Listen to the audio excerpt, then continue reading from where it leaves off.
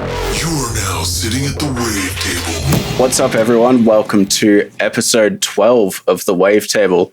I'm here with Cyrus Gold, who I pretty much met on Instagram, actually. It's kind of a funny story how that happened, but we'll dive into it later, I think.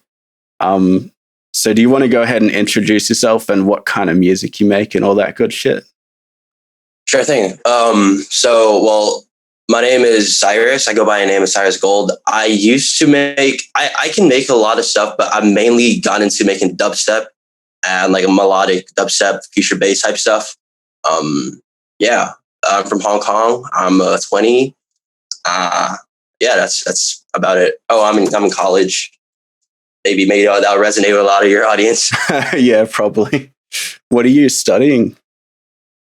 I'm studying hotel management. It's not too much related to music, but the good thing about that is just that it's good that you can like have a day job. You end at like 6 o'clock, you go home and you can just do whatever you want. Yeah. Like, music wise. Are you able to like be on social media a lot during that time? I'm actually, First of all, online classes, nobody knows if I'm actually on social media. Very true. But in classes, it's like huge lectures. Nobody really minds. But right now, I'm actually currently working at this marketing as a marketing intern. So I've learned quite a bit about like social media type stuff, like how to post stuff, how to schedule stuff, that type of stuff. It's pretty useful. Yeah, because I know one of the big recommendations for people trying to grow their like personal brand is like, you have to have a shitty job just to make ends meet. But if you can get a shitty job where you can go on social media, like between customers and stuff and like kind of grow your brand whilst working at the same time, it's a really good thing. I've heard that from GaryVee. Yeah. As well. Yeah. I'm pretty sure that's where you got it, right? Yeah. It's good advice. I think that like, Illenium, right? He used to work at a call center for like I think it was like a restaurant or like hotel.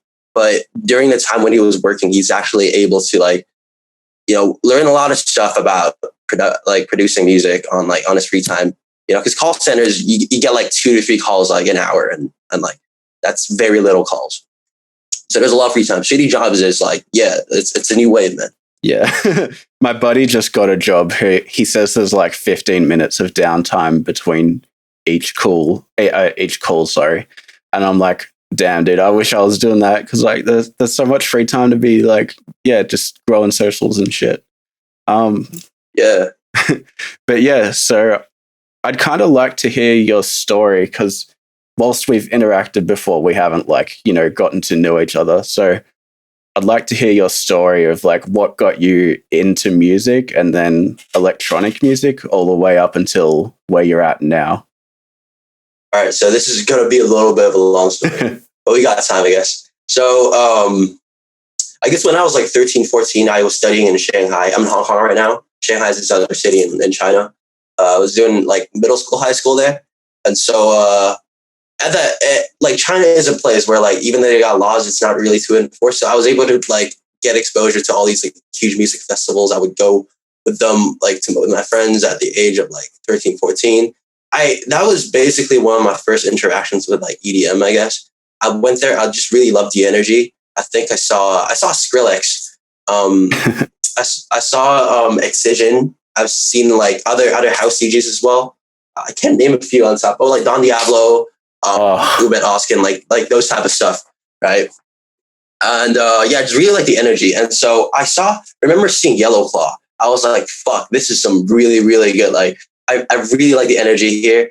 Like they've had their like trap back in the days. They played like on a spinning record. So I really like that. So I went home. I was just listening to a bunch of it. And then one of my friends in school, they were like, oh shit, check out this thing called like Logic Pro. So I was like, sure, what is it? So we just used it for fun. And then we kind of made like fucking meme type music. It's like it's just for jokes. And I was like, this shit is kind of fun, and we tried remaking some songs as well. So in my free time, I was trying to remake songs like Alan Walker's like Faded, like some super basic type stuff, right?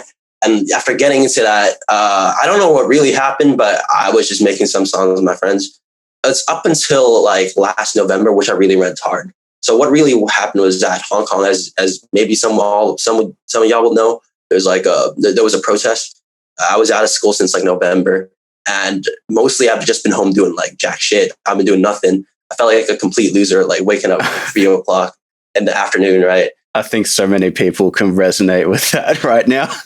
Yeah, or like quarantine, right? And so I was like, damn, I need to do something. And so I set myself a schedule, not really a schedule. I just have a goal to like release as many music as possible.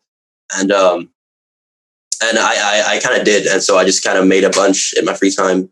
And yeah, next thing you know, I'm like kind of here. I'm still trying hard making stuff, but I think that's the fun of it, you know?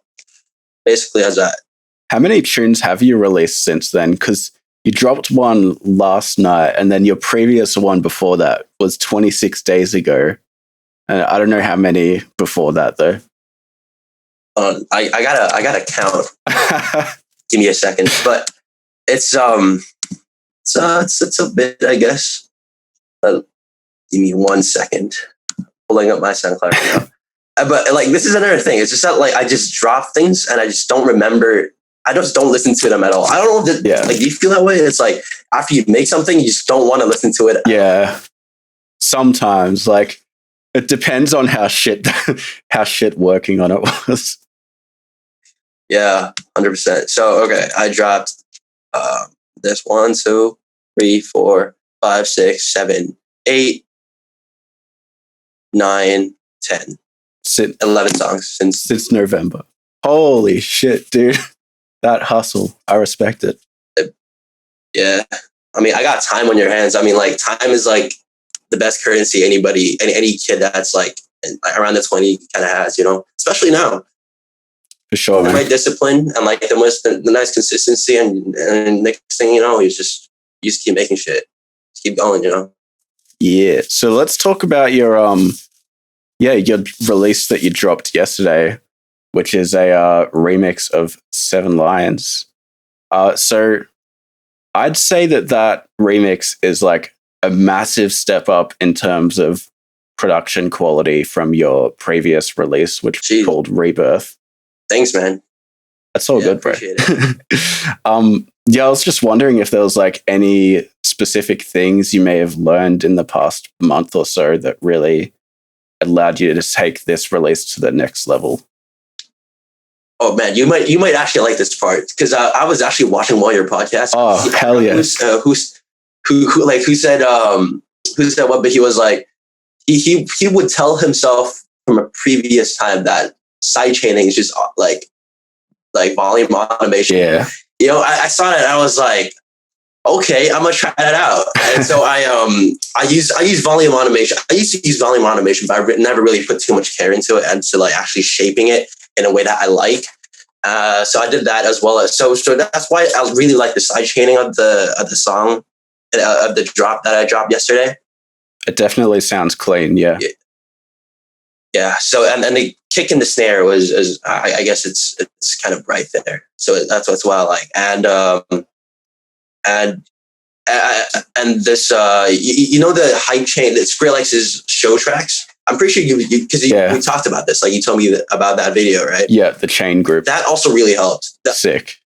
Yeah, that also really helped, using buses and stuff and using your limiter to like, you know, have headroom and use your limiter to like bring it all the way back up. I think that also really helped, you know, and also reading the stereo field, like making sure that it's like it's fitting. It's not like mono. It's fitting the whole stereo field. So I think that's one of my takeaways. Hell yeah. Yeah, I think a lot of people kind of overlook the whole stereo field thing. And then like for example, I'm in a Discord server of producers, and then there's this guy called Drea, and his like his main feedback when people post tunes is like, yo, dude, you're going to lose like 6 dB on this tune when it gets summed to mono. Like, you need to watch out your stereo field, bro. Definitely. And it's actually not even that hard to actually pay attention to it. Just get ozone, dude. Just get the ozone imager. It just shows everything. Yeah, And it's free. dope. And yeah, shout out to Vital Mode for that volume automation sidechain tip. That was Yeah. I can't remember what episode number, but yeah, Vital Mode. And then the Show Tracks EP from Skrillex. Like, if you actually look at his videos for that, you can see the bussing that Cyrus was talking about. And then for a more detailed breakdown, check out AHEE's video. That's AHEE on YouTube. And yeah, that's pretty much how I do my bussing and mixing and stuff. And it sounds like you've taken that on as well. Another huge influence, I guess, of why I actually got into making like a feature bass type track as other than dubstep. It's just Nurko. Do you know who Nurko is? No, I don't actually. I guess he's a pretty up and coming like artist. I wouldn't say up and coming. I guess it's pretty big already. He got a pretty solid fan base. He remixed a few of Ophelia's track. He remixed like a few Seven Lions track. He remixed Millennium as well. And I just love how he stacks his like superstar layers. Right. This is a really good podcast called In the DAW. Yeah. A lot of people would know that, right? It's great because it asks all these like big artists, such as like if you like melodic stuff, they ask Said the Sky, they ask like Nurko to break down the production tips. And I think that's also a great thing about quarantine. It's just all these big artists are like, doing these production streams. I fucking love it, dude. Yeah, I'm not huge into the melodic side of dubstep. At least not dubstep. I might get into like the melodic rhythm stuff. I'm not sure, but yeah, definitely recommend Behind the Door. Definitely. Also checked out for these streams. Also checked out like Kompany. Kompany got. Oh yes, dude. Oh, I was actually like, before this started, I had like 40 minutes of free time, and I was actually like, oh, I might finish up this Kompany stream that I've been putting off for like a month now. But then then I was like, nah, I better work on this G House track. I think it's it's a time management thing as well, because sometimes if I spend usually my weekends doing a production, or weekdays after coming home from work, I'm just like looking at these videos. I like to take notes. I think like taking notes is actually like, might sound nerdy, but it really helps, man, because like you look back at it, look back in your notes, are like, okay, this is how he sets his whatever his modulations or whatever. It really helps your own production. Yeah, I've got a couple of notebooks full of notes, and then I also use the app called OneNote. It's like a Microsoft just note keeping thing. Yeah, I've heard of that. Yeah, it's not really great. I don't recommend it, but it's just where I have all my information, and it's too much stuff to move over to a different thing. So yeah. I'm more of like a pen and paper type of guy. So like, I kind of I would like listen to it. I just like write it down like with a pen, kind of old fashioned, but it's easier to remember. It works for me, Yeah, definitely like whatever works for you, but definitely taking notes is something I hugely recommend as well. Yeah, 100%. So yeah, let's talk about how we met. So I know you like found me through Instagram somehow, and you sent me a message, but I was wondering like what stood out to you? What made you want to reach out to me? Because this was like long ago before I even started the podcast.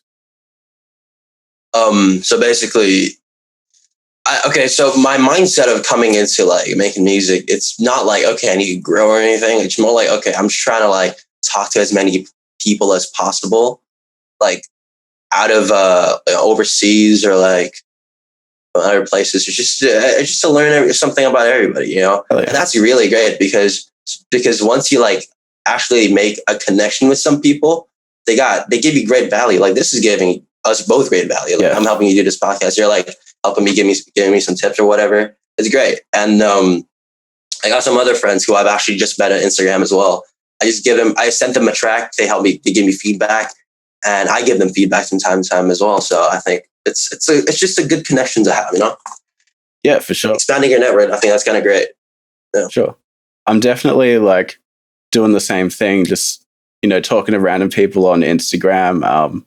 If I like their music, I'll give them a follow. And yeah, I'll just like, it's really exciting seeing people who, they're making good music, but like they're just not popular yet. And then it's just really exciting seeing their journey, you know?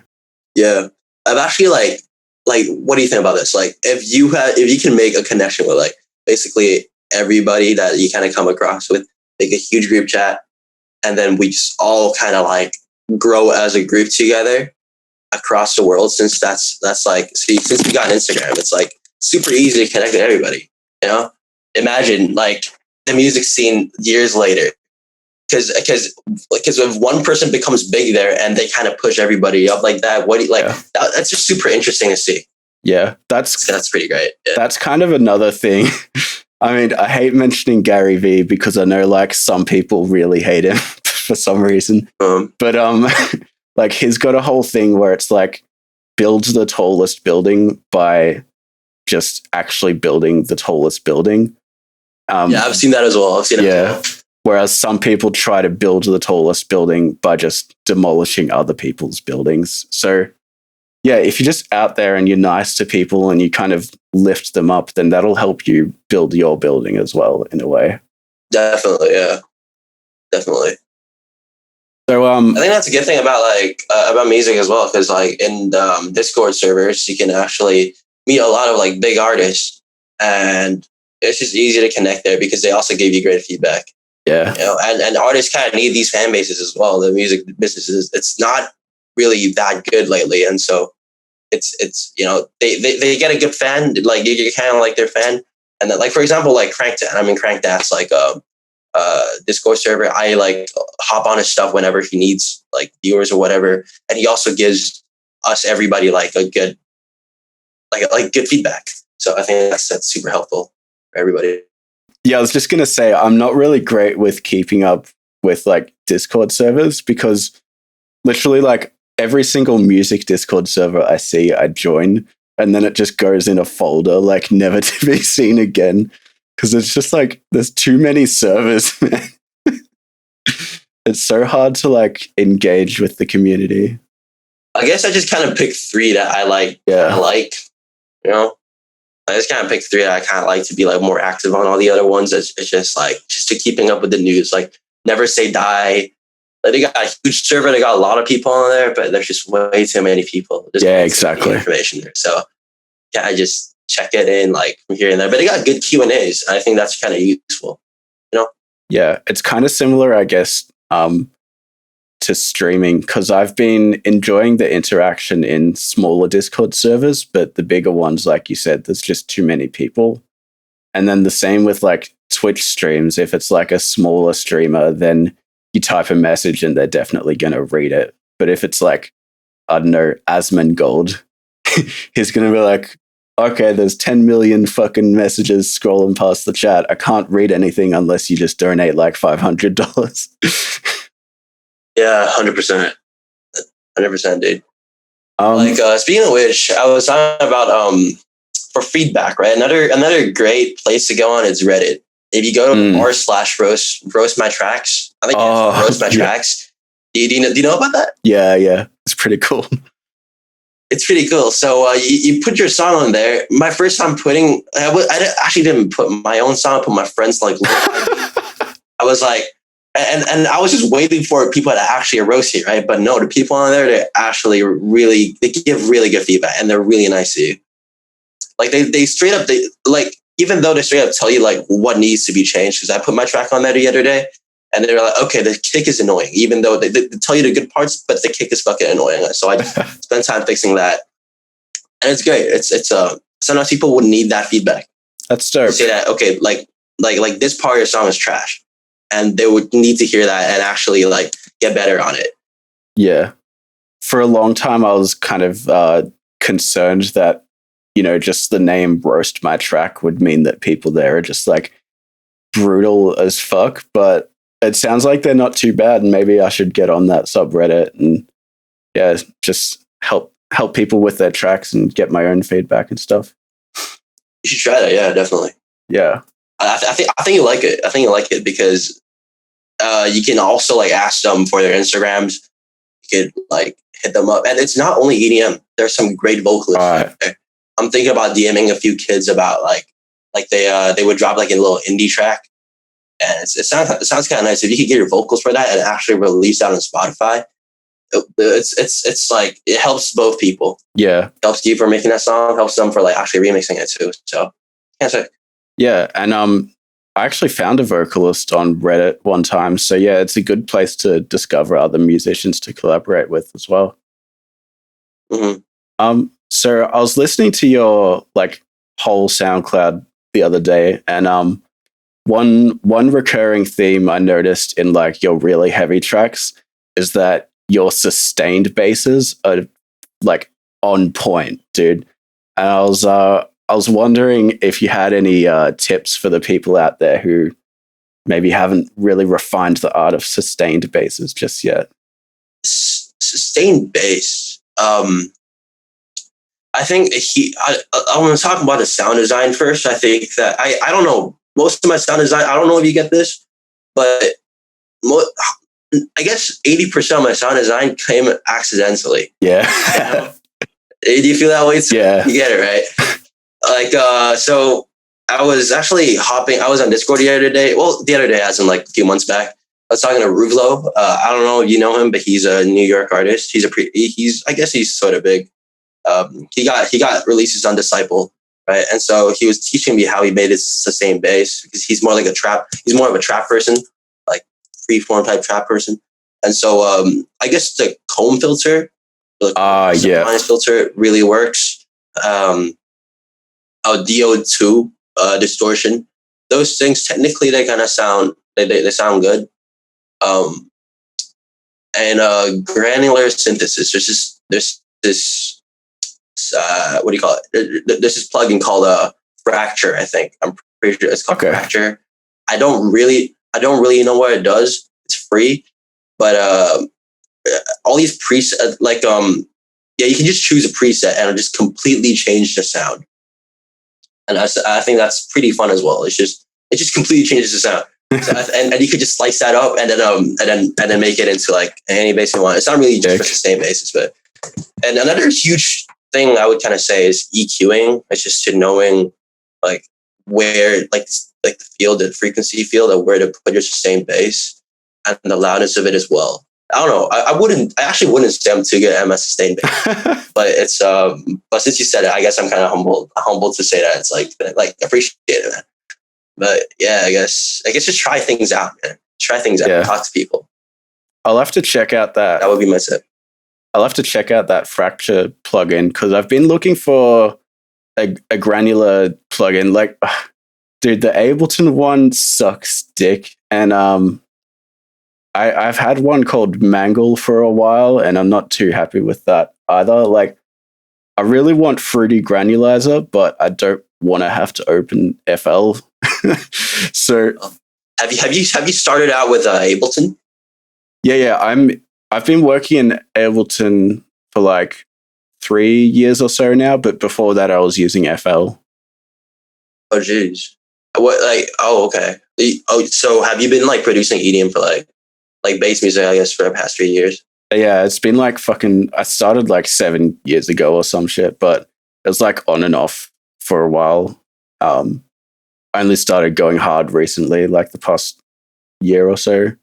Yeah, it's a good time. It's definitely a good time for people to grow during this like quarantine period. Yeah. Yeah, for sure. So like you've also got like some sick sound design in general. And I guess you kind of gave some tips just then, but I was wondering if you had any additional resources that you'd like to add, such as like the Kompany Streams. So the best one, my go-to one for people who want to get into making dubstep, it's Barely Alive's Growl tutorial. It's a good like 15 minutes, but it really teaches you about like what a growl really is, because a lot of people step into Serum not really knowing what it really is, right? Yeah. So it teaches about how to make the growl, like the scientific, like literally it shows you a waveform and how where the growl really comes in. It's great. I definitely tell people I would love people to check that out. And there's another one I gotta check out. It's called the title's called like Kompany layering bass, but it's not by Kompany. It's by this other dude. Okay. It's by this guy called MKRO. So it teaches you. They taught me a lot about mixing, about layering basses, and and I guess that's a little bit of a game changer as well. So these two will be my like major like recommendations for people to like check tutorials out. Sweet, thanks, man. I haven't heard of that MKRO guy, so yeah, I'll have to check that out. Yeah, I'll hit you up with a link after this after the podcast, man. Sweet. But yeah, I can definitely vouch for the Barely Alive stuff. All their YouTube content is amazing. Have you watched their build-up tutorial? I think so. It would have been a while ago now, I think, though. Yeah, it came out like a month, 2 months ago, but even though like a build-up is like, okay, it sounds pretty simple. Everybody knows how to do it, right? But the way he broke it down and made like, it just makes a lot more sense. And since then, my build-ups has been like pretty, I guess I could say pretty decent. Sick. Because not only did he use, I guess spoilers alert, but not only did he actually make the build-up, but he actually automated the volume for the build-up to actually like, so the end of the build-up will be 3 decibels quieter than the beginning of the build-up, and the impact of the drop would be much more powerful. And that's a huge takeaway for me. Yeah. I think I learned that trick from Rob Swire, maybe. But yeah, another good tip that kind of helps increase the impact of the drop is to reduce the stereo width of the build-up as it goes towards the drop. More mono, right? Yeah. So the build will be like coming in, and it's like drop. Can't see my hands properly, but yeah, it makes it sound fucking huge when it goes from almost mono to stereo. It's dope. It's stereo as fuck. Yeah, and in live shows that would be amazing too, because in club systems, dude, it's like coming from the sides, and that'd be hella sick. So I wanted to talk about like how you're kind of changing your sound from like the heavy dubstep to the more melodic side of things. So before this 7 Lions remix, your previous release was like a pretty hard dubstep tune. And I remember you telling me something about how you're gonna just like kind of change it up and go for a more melodic kind of path. And so do you want to tell us like the kind of thought process behind that change and that?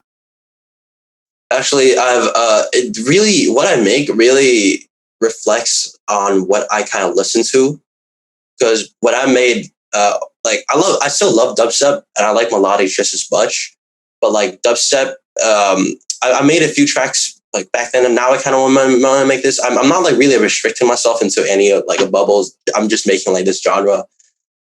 In the future, I'm actually trying to like experiment more with like the Jersey club beat. Oh, sick. Genre, or like hard dance, or like even like psytrance type stuff. So I wouldn't say I was trying to like explore more, but I like making dubstep, but every single time I make it, I feel the need to master it as loud as like -3 LUFS. It's just a fucking headache, you know. It's just I would say dubstep is so much more hard to mix than the super saws of a feature bass track, you know. And so, yeah, I don't know, man. I'm just kind of like balancing everything, and I mean, making both genres kind of makes me happy. So I can just make whatever you fucking want, you know.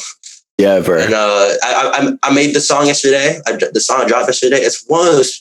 It's actually one of a few songs where I would actually still like listening to it after I mastered it and dropped it. And so that's a good song. So maybe I'm gonna try making more like melodic type stuff. Sick, yeah. Yeah. I definitely get behind just making what you want to make, because like so many people burn out when they just put themselves in a box, you know. If you're just like, I got to make dubstep every single day, then you might you might get bored of it or something.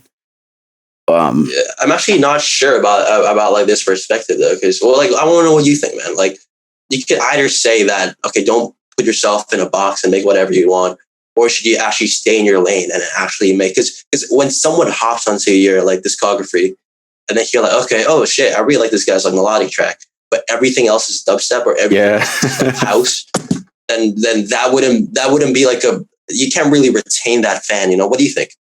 Yeah, I kind of agree with that. Like, I guess it depends on how well defined your sound is. Like, if they can tell it's produced by Astroreign, even though I've got a house track, a dubstep track, a drum and bass track, if they can still connect those all as being Astroreign, then I think like I'm fine with that. But if the tracks sound completely different, then it might be a good idea to release them under different aliases or something. At the end of the day, I really feel like if you actually just restrict yourself to one genre, then you'll most likely burn out, unless that is literally the only genre of music you like listening to. Yeah, I do get that. I actually do feel a little bit more burned out after making so many like heavy tracks. Yeah, but I think it's as a growing producer, I'd say I'm really like amateur at producing still. My humble opinion, I guess. And like what Crankdeath has once said in his Discord is just that in the future you might not make the same type of genre. So it's great that if you're a good producer, when you can make almost any genre that you want. So like for example, Nitty Gritty, right? He started out making like he can make house, he can make trap, he can make dubstep. He can make so many things, and he's making his debut in a lot of different like labels, and I think that's a really great career ahead of him, you know. And he not only that, he used to mix for Cardi B as well before Cardi B was famous. Damn. And even having like connections at a pop field or like the hip hop field, like that's really great as a music producer. So yeah, I guess yeah, make whatever you want. I guess so I think that's great advice for anybody out there. I guess to kind of go back to that a little bit, how you asked me if people might be turned off by seeing all these different genres in your SoundCloud profile. I'm kind of also of the mind that if you only have one SoundCloud profile, it should represent you as a person. So yeah, just whatever you want to make should be up there. But having one SoundCloud profile, I think that's the way I want to do things. But other people might just want to have multiple aliases just to split it up. But then, of course, when you have multiple aliases, it's fucking tough because you got all these social media accounts and marketing. I can't imagine that. Like, fuck that. It's way too hard, man. Because like you would have I used to have another account strictly just for music, but I find out that like, okay, if I want to post a picture, where do I want to post it? I want to post like both accounts. Like if it's like a picture of myself, do I want to post on both accounts? Do I want to post my main account for my friends to see? And it'll be kind of redundant if I post it again on my music account with a completely different caption. It's just really hard to handle, I guess. So I'm moving most of my stuff to like my main Instagram account, and it's just my music is, I guess, is an extension of like my own taste in music, I guess, and what I want to make. So I think that makes sense. But the trade-off is that it's much harder to like promote a brand, I guess, in your main account, because as a growing artist, I mean, your friends, it's just they would kind of want to see what you want to post every single day as well. So I don't know, man. I'm still figuring it out. You got any advice to that? I feel like you don't really need to worry about what your friends want to see because they're going to follow you regardless. And then in terms of the music side of things, everyone wants to see the behind the scenes of an artist's life. So posting your personal stuff and your music stuff on the same account, it honestly kind of goes hand in hand because, being a musician is part of you. And yeah, people want to see what's going on with you as well as keeping up to date with the music stuff. That's my 2 cents. I think I've seen somewhere about this is a rule called the 33% rule. It's basically 33% So they basically chop your Instagram feed into like 3 different parts. 1/3 of the part is about like your daily life. 1/3 of the part is about you doing like shows and stuff, and the other 1/3 of the part is like it's like about like behind the scenes, like music stuff, but behind the scenes type stuff. I don't know where I've heard that. I've heard that way even before I got into making music. But I think I guess maybe you could try it out. You know? Yeah. You could like try that little, figure it out, and look it up, see how it goes. You know, hit me up if it works. Oh yeah, I was trying to do something similar to that for a while, but I have a tough time coming up with like personal content, or at least during quarantine, you know. But yeah, I've seen someone say that something similar to that, and that was Adam Ivy. He's just got like heaps of Instagram and social media tactics and all that shit. Adam Ivy, is he a producer, or is he just a musician? I think he's been a producer for a long time, and yeah, I think he produces like rap beats and stuff. I'm not 100% sure, but he has like a bunch of students and stuff. Mm-hmm. So I was wondering, when can we expect you to release yet another tune, considering how frequently these are coming out? So my goal is usually like 2 songs each month, but I don't really keep myself that accountable to it, because I think each song is like sometimes I'll drop a song in like literally a day. Sometimes I'll drop a song in like a week, or like a week or 2. So I gotta give it some time. But I'm currently trying to remix this song. You know, I've recently listened to a lot of Juice WRLD, right? There's a song called Go. It's by the Kid Leroy. He's actually also from like Australia. Yeah. You know that song. Right? Yeah. It's sick. I fucking love it. So I'm trying to remix that into another future bass track. Maybe even melodic dubstep, because I haven't made the drop yet. I've only made the intro. Yeah. So maybe that'll be next. I'm definitely going more like I'm definitely gonna try remixing stuff, because when you're making future bass, it's easier to learn that way. Yeah. And when you haven't gotten and after you make like a good future bass track, you can actually use that to pitch towards other vocalists to get maybe their attention and maybe get their vocals to it. So maybe I guess that's a good start.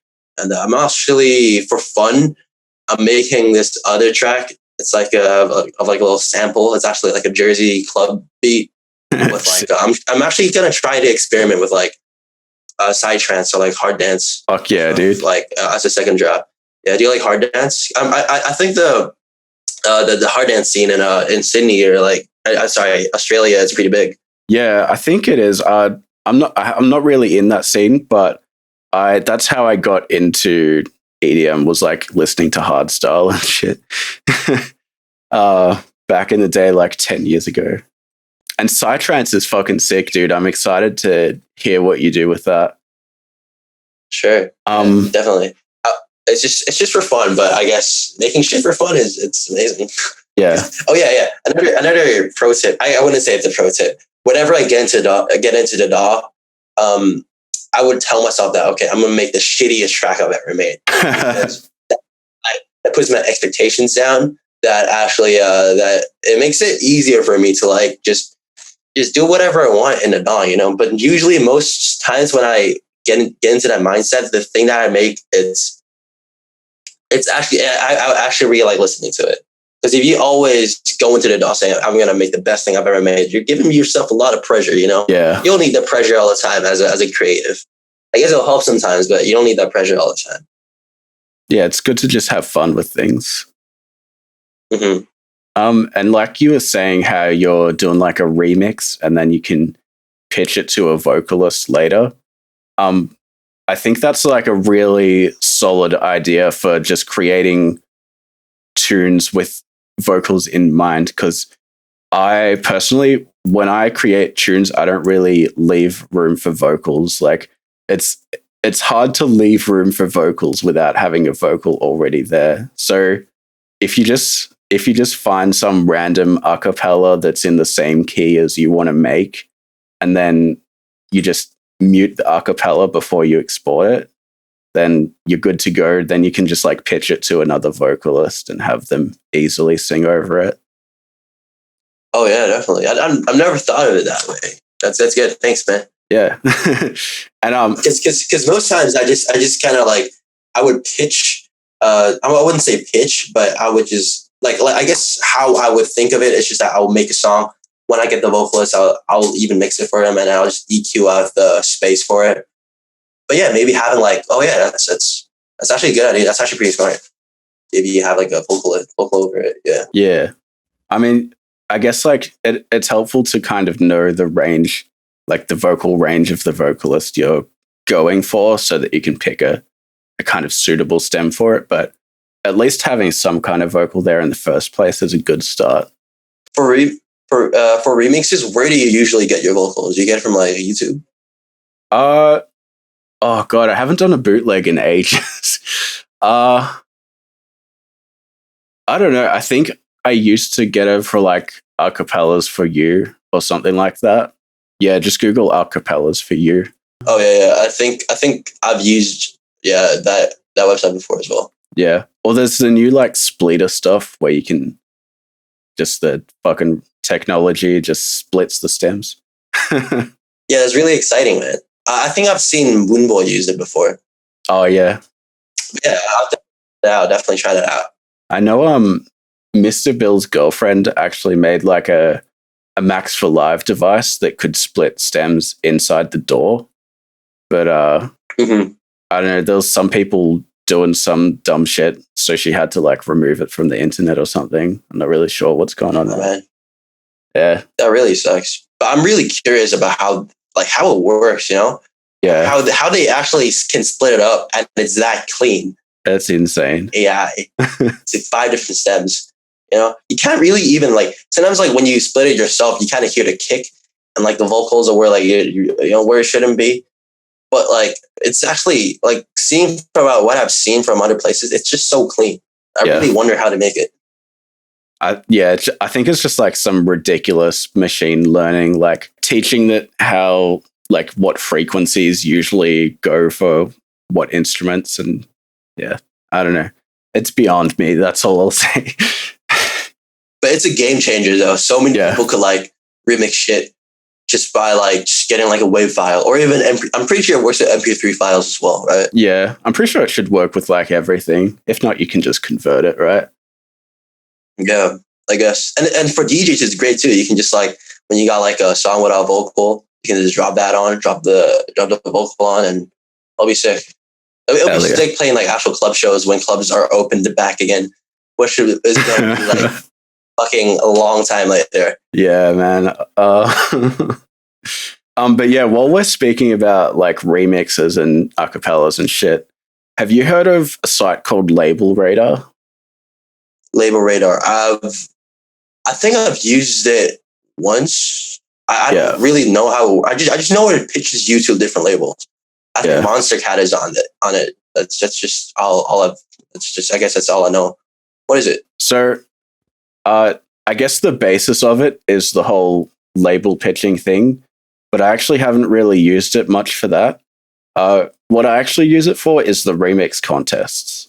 So they've got a opportunities page, and I recently did a Cell Dweller remix through that, and I placed in the top 15 of like everyone. Apparently there was like over 100 entries.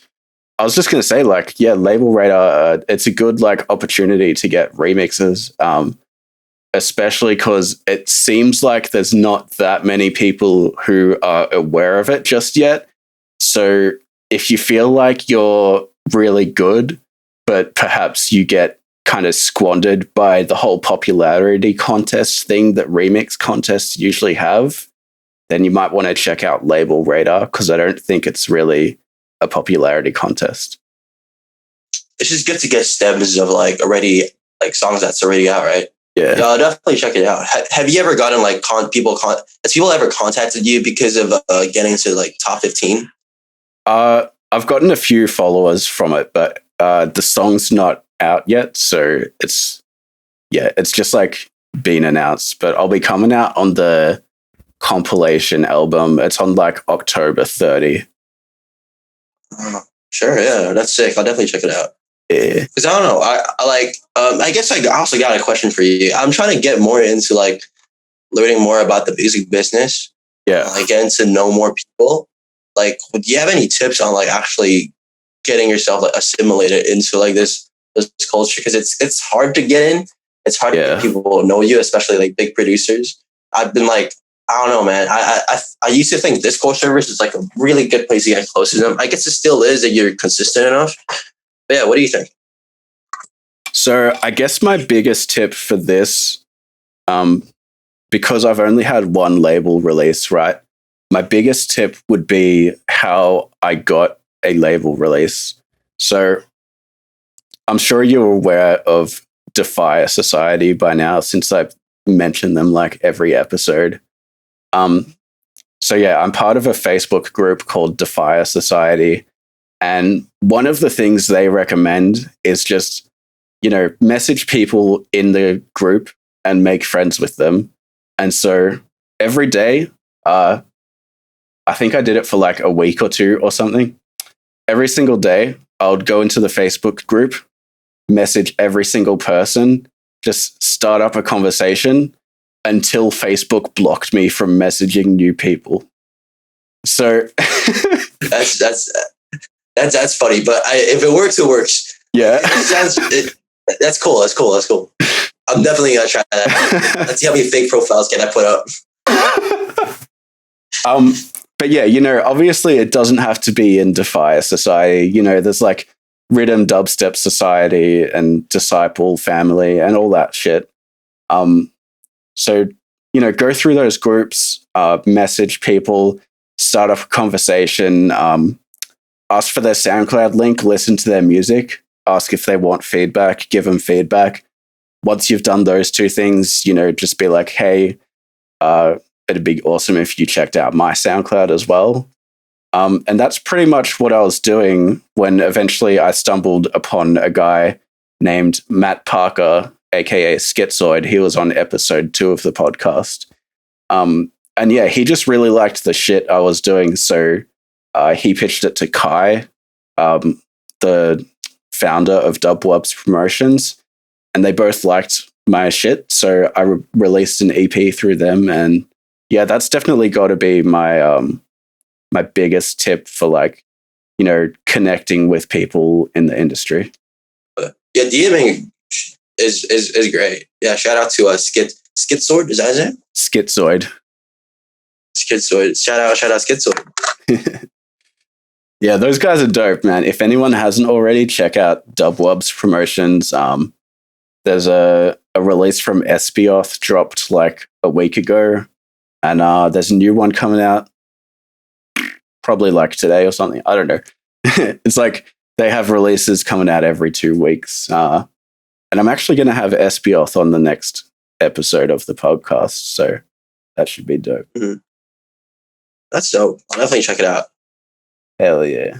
So considering the frequency at which you're creating and releasing music, you've surely learned like a lot of shit since November, right? Because you made, what was it, like 10, 11 tracks? 11. So I was wondering if you want to highlight like the biggest thing you've learned since November. So since November, and I guess this might also resonate with a lot of people. After staying home, I've been looking at a lot of like self-help stuff. For example, like I'm pretty sure you know it, GaryVee, Grant Cardone, like Jason Capital. It's just a few to name on top of my head. Like I learned that, okay, yeah, these do give you a lot of value in terms of like mindset. I think as a creative, your mindset is the most important thing. Yeah. They really help in creating your mindset, but you can only consume so much of their content till you're just like a sponge, you can listen, you don't do. Yeah. And like, because every single time you feel like a good advice, you kind of get like a dopamine rush. You do like, you hop on a DAW for like 10 minutes. You're like, fuck, I did what I did today. I'm a good job, good producer. You know, like it's just I don't think that's a good way to go for I guess for myself. The best thing that I've ever done is just to like, whenever I get home, I'm tired, I just make hopping into a DAW, like learning more about it like a new normal. Like I would like maybe like some other person would hop on Netflix. I'm not judging them for it, but it's like they can hop on Netflix. Sure, like that makes them chill out. I chill out by like hopping into Logic and like trying to make some shit and like staring into Serum for fucking 5 hours until I go to bed. That's just how I chill out, maybe. So I think if you just keep going, I guess, just keep moving and just not fall into like a trap of like constantly looking into like self-help type stuff. Because I think, yeah, I guess that'll be one of my takeaways. Yeah, I think that's a really good point, and I don't think a lot of self-help content really covers it. But yeah, that's another thing GaryVee says is like, because do you know Tea with GaryVee? Yeah. Yeah, so I love watching that, but a lot of people will come on that and be like, yo, GaryVee, I've been watching your content for like 6 years and shit's just not working out. Can you help me?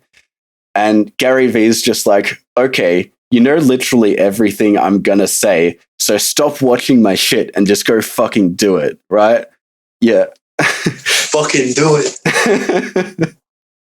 Empathy. I fucking love it, man. Like even though all his stuff is similar, but it really stands out, you know. It's just the advice that a lot of people need to hear. Yeah. Yeah.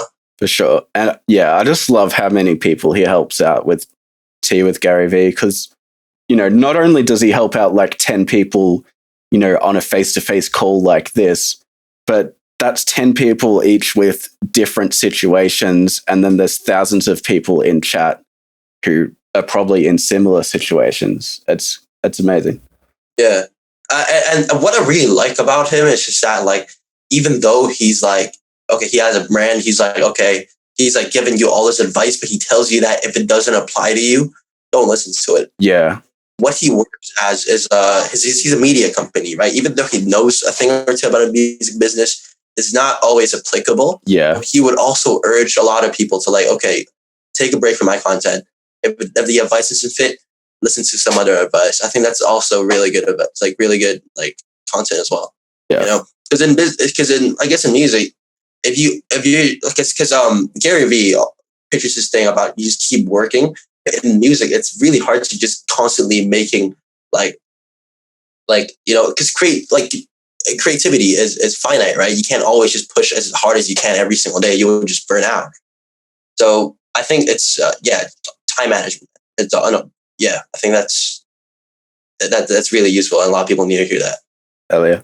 That's why I'm surrounding myself with like music adjacent things such as like the podcast and, you know, creating social media content and all that good stuff.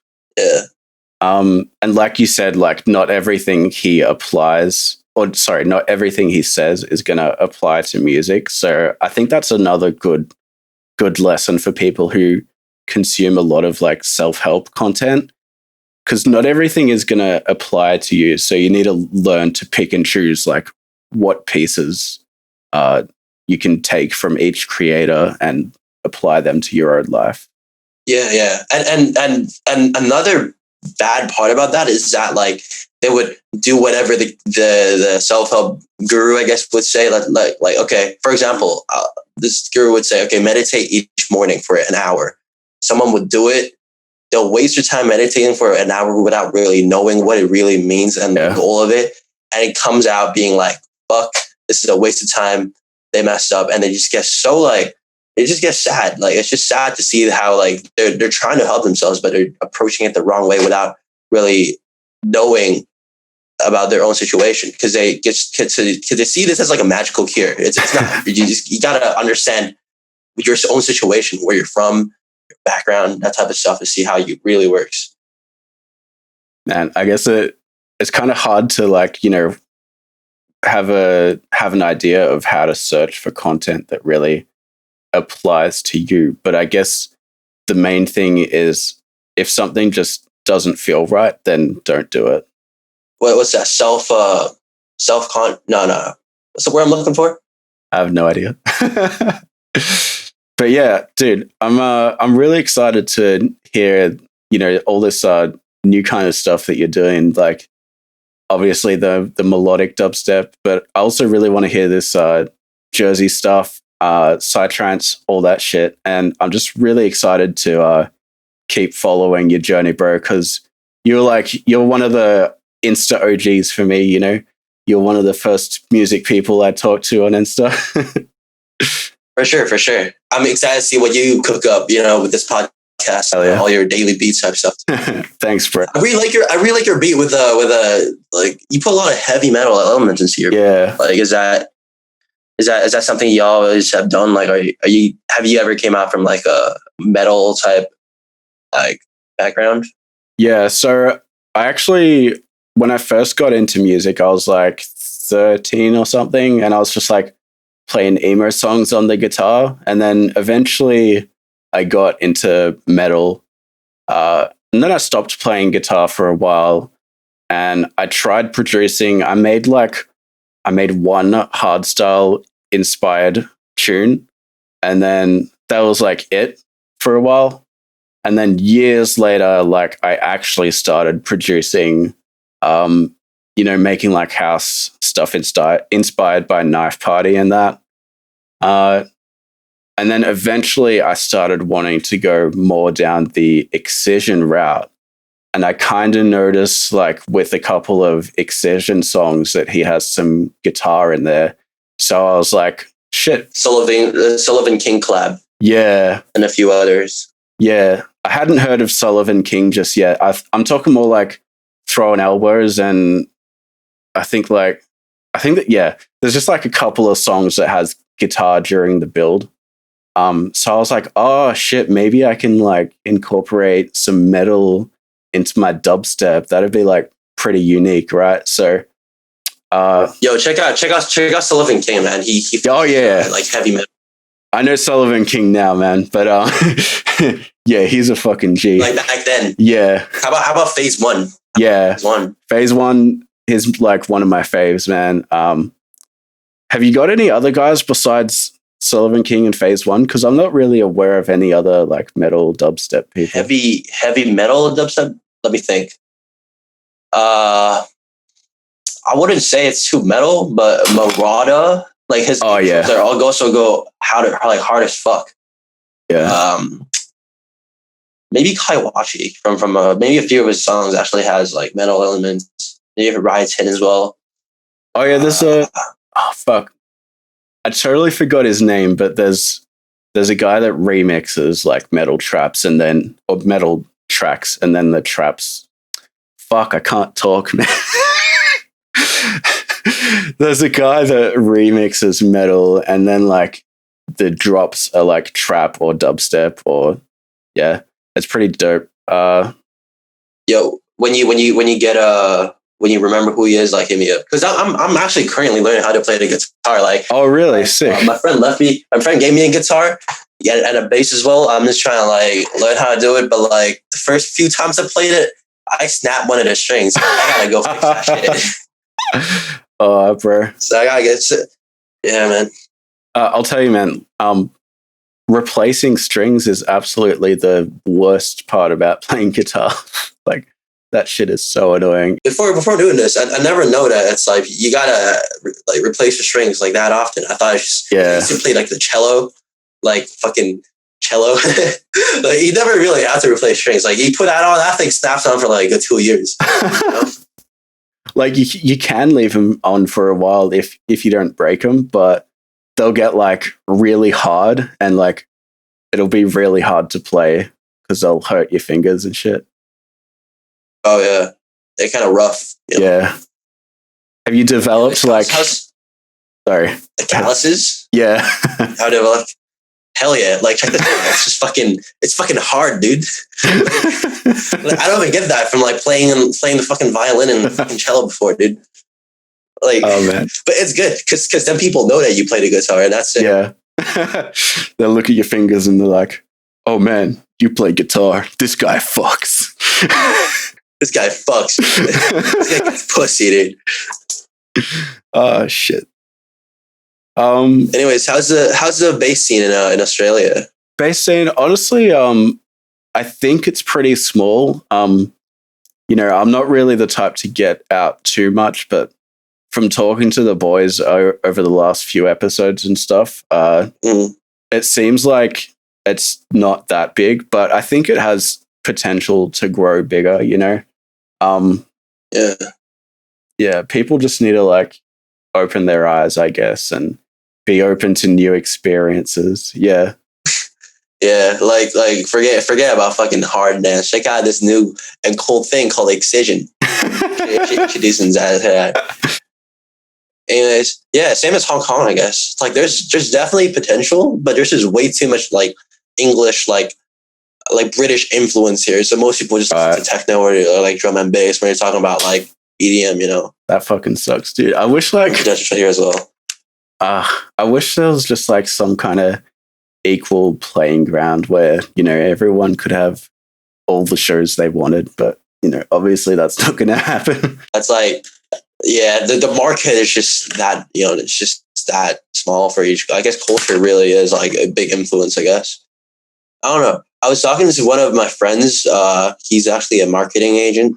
He was like, okay, if you want people to like listen to dubstep, he's a big dubstep fan, bro. He's been to like Lost Lands for a few occasions, right? He was saying that, okay, maybe if you want to make people comfortable listening to dubstep, you should first play like drum and bass or like bass house, because these are like sort of like more mainstream type of music, and that people fuck with the most. So maybe you could play a bunch of drum and bass. They're like, okay, yeah, you know, this bass music thing really do hit.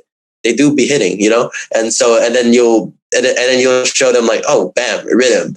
Maybe they'll slowly like get into that as well. I don't know. Maybe, I don't know. I was like reaching into like how I got into dubstep, because I didn't listen to dubstep first. I used to hear like, I listened to Kayzo, one of his tracks, like Taro.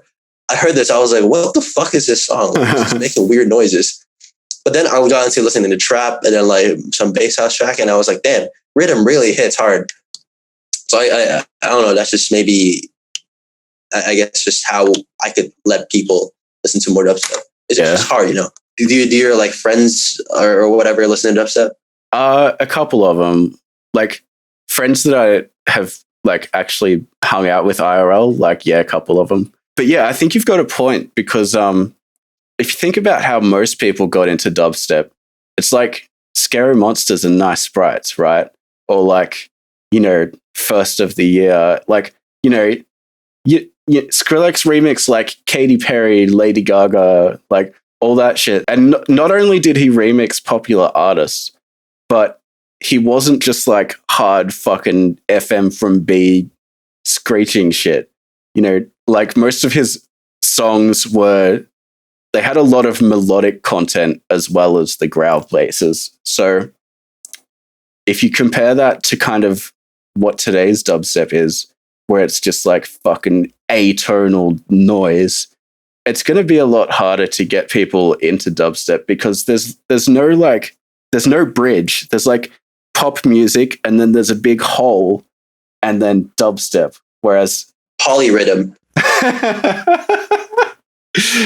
But yeah, Skrillex kind of bridged that gap, and I feel like we kind of need, you know, more people to help with bridging that gap. Yeah, for sure. That's who else is like sort of pop but also dubstep. I guess Subtronics. Subtronics is the closest to bringing like dubstep to like the popular culture. Yeah, Subtronics blew up on TikTok as well, so that'd help a lot. Like electronics is like Wook. It's like more Wook type stuff. Yeah, it's not really like Murata. Like imagine showing Murata to like someone who only listens to like Kanye or like any hip hop song or like Drake. Or they go like turn that shit off. Another thing about dubstep, it's just way too hard for people to like. It's an acquired taste. It's way too hard for people to like listen to it. You know? Yeah. Like with an open mind. So yeah, it's hard. I mean, that's just how dubstep is, I guess. Did you know people like apparently there's like some problem with the word wook or something. Really? Yeah, I'm not really up to date on that. I was wondering if you'd heard about it. I've never heard of it. Just yesterday, I was like looking at like bass nectar type meme pages, like EDM meme pages. Wook is still like a fucking big ass term, dude. I saw this there's this post with a caption 70-year-old Wook found like and like a it's so adorable, man. He's like 70 and he has his like little type hat. He's definitely high on some shrooms or some shit at this festival, but it's sick.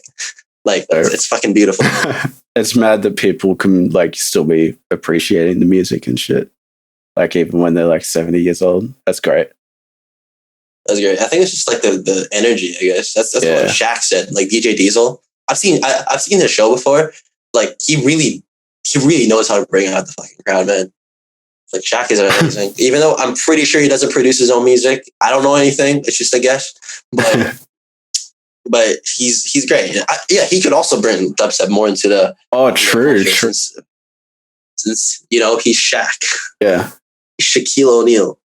He's doing a collab with Eliminate, right? Dude, that song is one of the best releases. Oh, it's already out? And Disciple. It's out. Oh shit. It's called Tear It Out. Check it out. Fuck. Dude, I'm so behind on releases and shit. My God. The first thing after this podcast, you gotta check out this song. It's so good. It's so good. I'm definitely interested because I want to hear, what Shaq's got. Yeah, man. Anything else you want to kind of talk about before we wrap it up here, or any shout outs you want to give or anything? I guess shout out to you for inviting me. I guess thanks for this opportunity. Man. It's hard to it's hard to talk for this long for about like EDM type stuff. Yeah, I guess that's that. I really hope that like your podcast would kick off, and I really hope that your music would kick off as well, man. Thanks, appreciate this, bro. Same to you, bro. And yeah, if you haven't listened yet, go check out Cyrus Gold. His SoundCloud will be in the description as always. And sorry, were you going to say something else? Oh no! I was just nodding. yeah. Listen to my SoundCloud. Click that link. Yeah. Just also repost, like, follow. Copy the link, put it in your Facebook feed, Twitter. Screenshot the link, post it on Instagram. Tell your parents or grandparents or neighbors. Print out like business cards and go door knocking and hand a business card to every person. I'm gonna drop my fucking PayPal, dude. They just donate me money straight up. No, I'm kidding. Please don't give me any money. It's not gonna be used very well. Plugins. Right? It's all plugins. I'm trying to get myself like a little Rokit KRK like stereo. Oh yeah. Stereo, what do you call that? Yeah. I'm actually struggling to try to get that. First I try to get like more plugins, What headphones do you have? Boys. Those are the ATXs something, right? Yeah, no, the Audio-Technica M50. Sick. M50X. See, bro, I use it so much. It's like it's about to die, man. The wear and tear is crazy. I've changed like this part like 3 times already, but it's some good headphones. Like I know Skrillex uses these, Millennium uses these.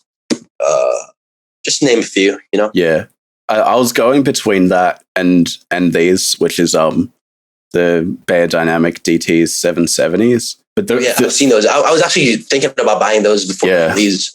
They're great. But the reason I wanted new headphones in the first place was because my old ones were like really tight and they would give me headaches and shit.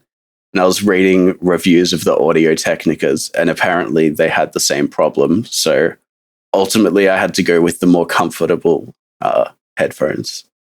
Yeah, because you got glasses as well, and these are actually not that bad because they're really cushiony and like they don't really like fuck up because most bad headphones are like really tight. It just squishes the glasses together. Yeah. Although like it does need help getting used to it. It's like it's fine. It's good. Compare headphones. Yeah. I just need a stereo monitor, man. I just need like stereo monitors. So yeah, please donate to the link down below the podcast for a new pair of stereo monitors for Cyrus. Apparently, Appreciate it. Apparently, Revolve uses rockets, so they're probably a solid choice. Even though there's heaps of memes about them, like, you know, there may be heaps of memes about them, but I've never used them, so I can't say whether they're good or not. It's a really common like stereo monitor, man. I know I know a lot of people use it. It's actually like it wasn't until that I referenced my song with the Rocket like KRK to know how like I use span. You know Vox and Go span, right? I'm pretty sure you use it. It's like even though it looks like okay, you're mixing everything perfectly, but without actually listening through like those speakers, you can't really know like entirely how your mix sounds. Yeah. So maybe I'm just gonna get those. And I think there's some issue with span where the default like spectrum is not actually what you want to use. Oh yeah, I don't use default one. Okay, cool. I tweaked my settings accordingly. I tweaked it like a while back, so I don't really remember how I tweaked it. But it's like I think it's more about like the referencing speed or whatever. So it's the distance of the peak and the average isn't that big. Yeah. I just remember like being in a Discord server a while ago. Everyone was like, yo, dude, you got to get span. Make sure your master EQ is, you know, balanced well. And then so I got span and then I made sure the line was, you know, relatively flat. And then everyone was just like, dude, there's way too much bass. And then, you know, years later, I found out that you have to get span and then you have to change like a bunch of settings to actually make it be good. Oh, yeah. Why don't they just make like the fucking the default setting like good one that's like accurate and shit? I don't know, but whatever. It's free. I can't really say anything. It's like it's a really good plugin. 3 plugins. That's a total game changer. Serum, Span, and OTT. I'm pretty sure if I ask anybody that makes EDM, they would say the same thing. Honestly, man, I can live without Span. I'm fine with just the default spectrum analyzer. Oh, you're using your ears? I just use the Ableton one. Oh, I'm trying to practice how to like mix using my ears. It's really hard. Yeah, I was DJing at my friend's place. He's got these really old CDJs. It's like it doesn't even show the waveform, so you gotta DJ everything by ear. Oh Jesus Christ! So it's that's how it's supposed to be. I guess that's how DJing is supposed to be. It really helps. It really trains your ears. Yeah, it's good. Good way to practice. Yeah. Yeah. Do you DJ as well? No, I haven't gotten into it just yet, but I'm, you know, trying to start learning bit by bit. You know, apparently it's not really that hard, but I haven't really just taken the dive yet. It's really not that hard, man. I'd say learning how to DJ, even though nobody really blows up having like being really good at DJing, people blow up by like having good music. But DJing is like it's a good way to communicate with other producers because it's like it's just fun. First of all, it's fun. And second away, it's like, oh, yo, let me hitch up your place to your studio. Let's like DJ like for like an hour, just do film back to back or something. They would be like, sure.